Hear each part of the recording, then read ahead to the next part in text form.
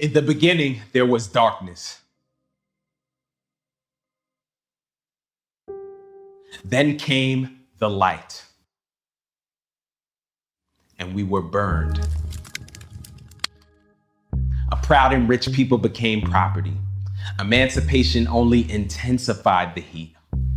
We were promised 40 acres, but treated as mules, harassed, threatened, brutalized, raped, accused, lynched, murdered. We were legislated against, oppressed, told we were less. We were free to be destitute. We were silenced, imprisoned as felons on the first, and left voiceless by the 13th.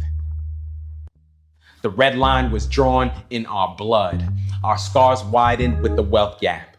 Job discrimination bred income limitations. They called us the N-word. They said that we were lazy. They lied. We told our own stories. Our elders passed them on. We've heard this all before. The time has come that we pass them on to you. Let there be light. And I was born. Mom nearly bled to death from your neglect. 3 hours later, we were home. I was cute for a while, the object of your affection. By age 9, you gave me a different type of attention. I received side glances and penetrating stares. I began to feel different. I couldn't process my tears. As a teen, I flashed you a smile as I walked up your street. You crossed to the other side. You no longer recognized me. To get to school, I passed your freshly cut lawn. Black skin, check. Fresh hoodie, check. Probable cause. As I walked, you followed close. I was shot, but I lived. Then I jogged. You chased and shot me again. Fooled me twice.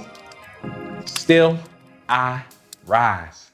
Beaten but not broken, I entered high school. You told me that I would make it, that I was the exception to the rule, that they should be like me. You didn't mean to be cruel, but the classrooms were too full. Books crumbled in my hands. The principal's idea of a good lesson was detention, suspension. Mom sent me to your school to get better tools.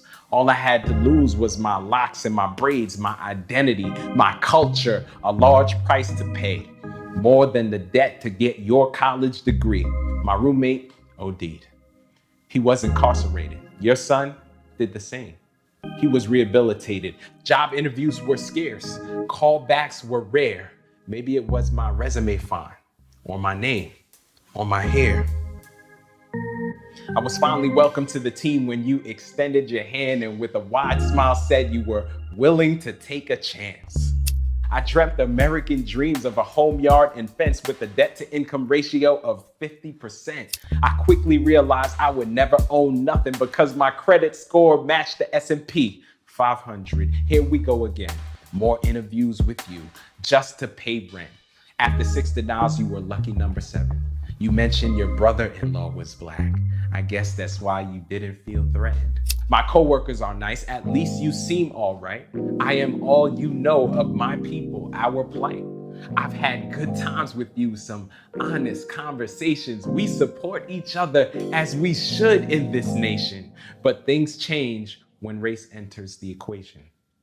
You lift your fork, fold your bib, lift your glass and take a sip. But one engages, one is unafraid, one seeks to learn. This is what you say. I don't have any privilege. I set goals and work hard to get there. How can racism exist when you, Kevin Saunders, are right here? Son, you heard, did you, what?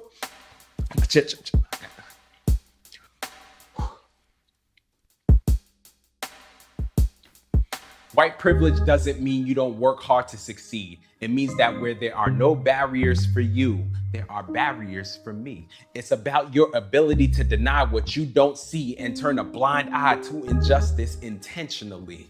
My presence here with you is not proof that racism doesn't exist. The fact that I am here by myself is proof of the system's effectiveness. You never owned a slave, supported Jim Crow laws, or placed your knee on the neck of a black man.